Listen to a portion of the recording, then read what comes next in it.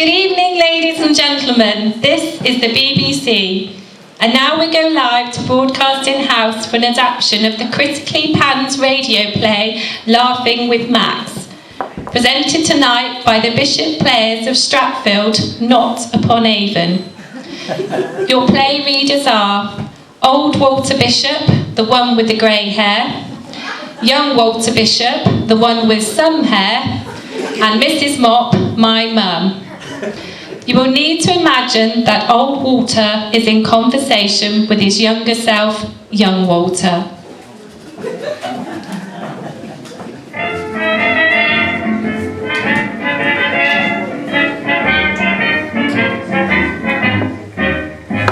I'm known as a cheeky chap, the things I say are snap, that's why the pretty girls all fall for me. I don't do things contrary, my love will never vary, I'll marry from the dairy, here's the key. There will never be another like him, you know. I mean, old what's his name? Max Miller.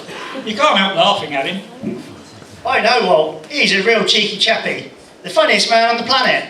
I first heard him on the radio when I was a boy.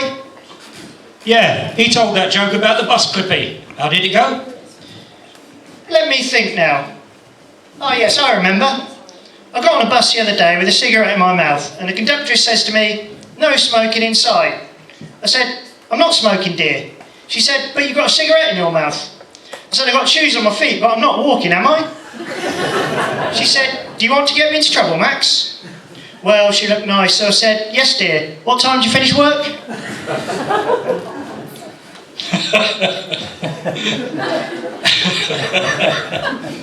Everybody needs to laugh. It makes the world go around.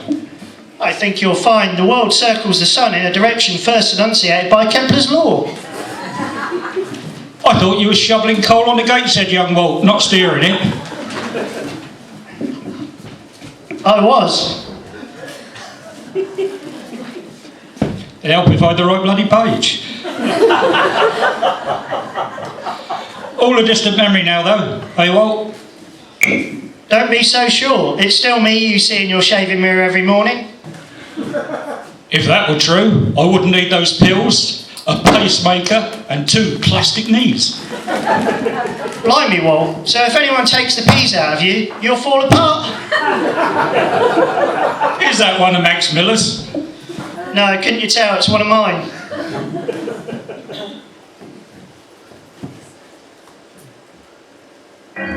I fell in love with Mary from the dairy, but Mary wouldn't fall in love with me.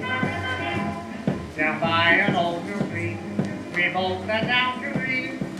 Little did she know that I was thinking of... Can I do you now, sir? It's that man again. Trust me, she's a woman. Winks at audience. Oh, winks at audience.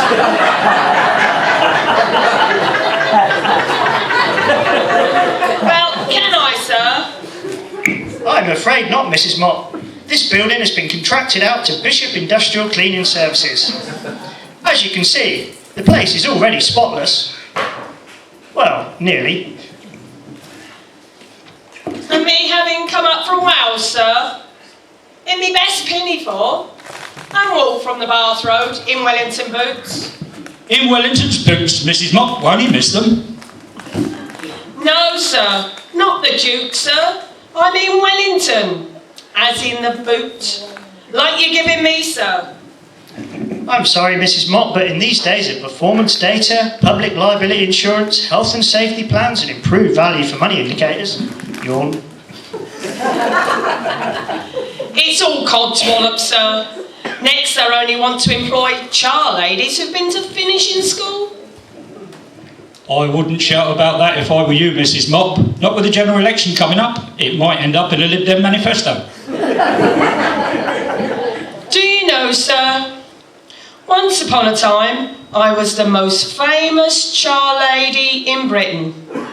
I worked for the ministry and was on the BBC with Tommy Hanley. You were, Mrs. Mott, but time and tide wait for no man or woman, as my old captain used to say. So why not hang up your old mop and put some earth and geraniums in your bucket and take it easy? Perhaps you're right, sir.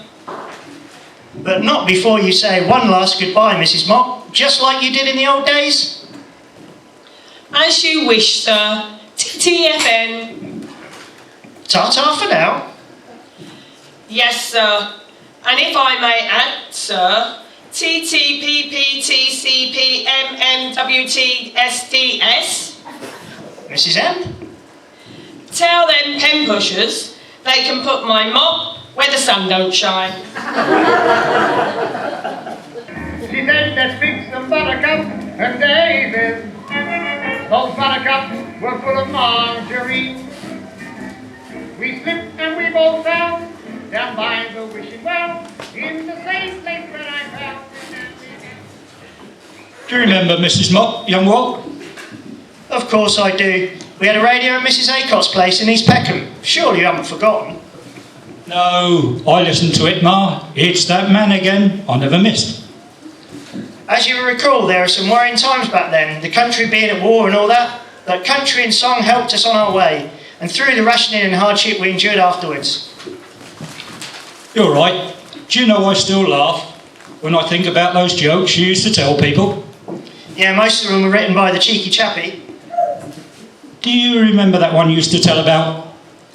Probably, but don't let that stop me. Probably, but don't let me stop you. This is what happens when you don't have quality control. Get on with it then. This is Max telling the joke, mine. Get on with it then. We didn't rehearse that bit. There was this fellow standing next to me in the bar last night, and he said to me, Max, your moustache is coming off. Max, why are you looking so worried? I'm worried, I said, because I'm about to become a father for the first time. Worried, he said. What did the missus say when she first heard the happy news? That's what I'm worried, I said. I haven't plucked up the courage to tell her yet. Oh, I've got one. Go on then. My wife said to me yesterday, every time you see a pretty girl, you forget you're married. No, dear, I corrected her. That's when I remember. Here's another one for you.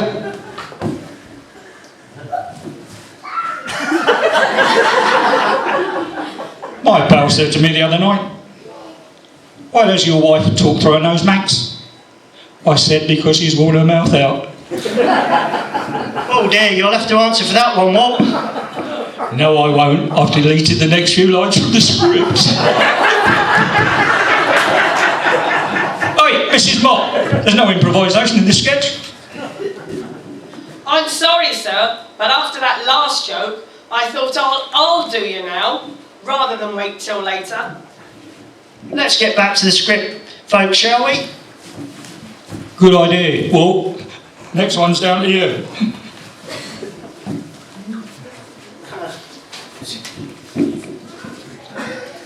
My pleasure. My pleasure. The sailor is standing in the dock. The judge tells him the case will be heard in camera. In camera, said the sailor. What does that mean? Well, says the judge, the jury knows what it means, your counsel knows what it means, and I know what it means. Clear the court. The judge then instructs the sailor to tell his story. Well, says the sailor, met this pretty girl in town who said she lived in the country. As I walked her home through a field, something came over me.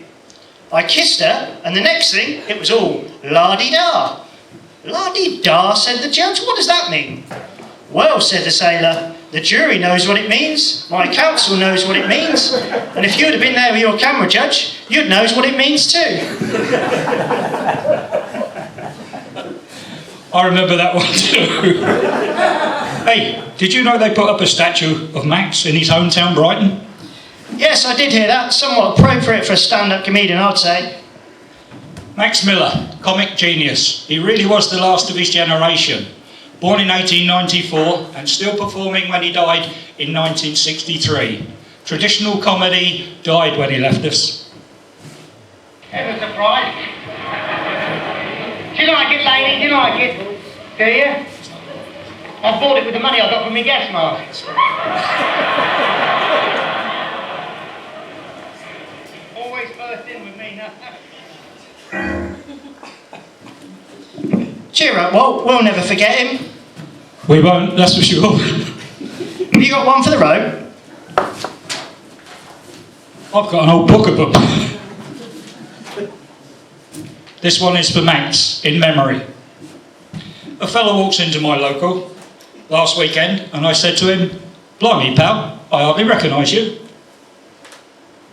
"What are you talking about?" he said. "Well," I said, "the last time I saw you, Russell, you were 6 feet tall, had a black beard, and must have weighed at least 20 stone. Look at you now, you're clean shaven, thin as a rake, and can't be much more than 5'4". Turning the page. He said, "Now you listen to me. I'm not your pal. I've never worn a beard, and I stopped growing 20 years ago. And I'm not called Russell either." "What?" I said. "You changed your name as well?" Good stuff, Walt. Anyway, we better wrap this up. They're doing a What's His Name song next? Are they really? A What's His Name song? Yes, I can't remember the last time I heard it played. Is it the one I'm thinking of? Of course it is. There's nothing wrong with my memory. I got a brand new combine harvester. Blimey, Walt, you've been saving your stamps? Stop it. I think it's time for us to go, Walt. I suppose you're right. Cheerio then. I'll see you in the morning. Will I see you though? If you look hard enough, you will. How do I do that then? Try using Viagra eye drops. Very funny. And on that note, let's not forget what Max used to say. I doubt I ever will. Don't I look nice, lady? Don't I? I do, don't I? Do you like my suit, lady? It's proper cloth. Only the best. Go on, touch it. Have a feel. Not you, sir. Not you. I'm talking to the lady. It's all clever stuff, you know. I write it myself. Clever, isn't it? Clever. No rubbish, mine. No rubbish. Listen, an old couple sitting round the fire, paper tickler temps in the ages, sitting round the fire listening to wines, and all of a sudden the old man passed out. She said, "What's the matter, Jim?" He said, "Gene, I was thinking it's our golden wedding today, and wouldn't it be lovely if we could go to Bournemouth and stay at the same hotel we did 50 years ago today?" She said, "Why shouldn't we?" She was game. So they got on the tandem and away they went. And they got to Bournemouth. She said, "Here we are in the same room, the same surroundings, the same pictures on the wall. Everything the same as we stood 50 years ago today." She said, "Don't you remember, Ellie, you were to kiss me? You think you'd be trying to get me stockings off?" Listen. He said, "You'll have plenty of time tonight to knit yourself a pair."